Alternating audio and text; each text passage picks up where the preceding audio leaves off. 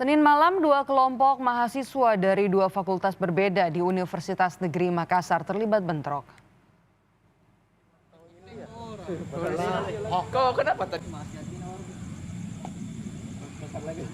Dalam bentrokan ini, satu unit sepeda motor dibakar dan dua mahasiswa dilaporkan mengalami luka-luka.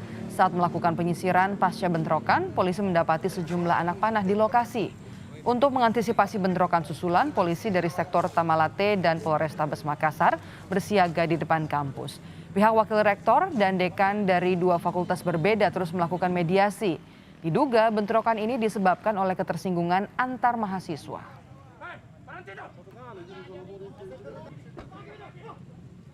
Jadi penyebabnya pada saat tadi sore hari ya, kebetulan ada mahasiswa masuk naik motor, kemudian diberhentikan oleh rekan sesama mahasiswanya juga.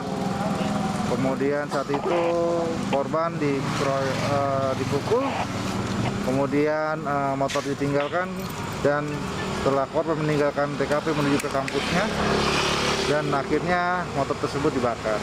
Terus saat ini korban ada dua dan sudah dirujuk ke rumah sakit Bayangkara.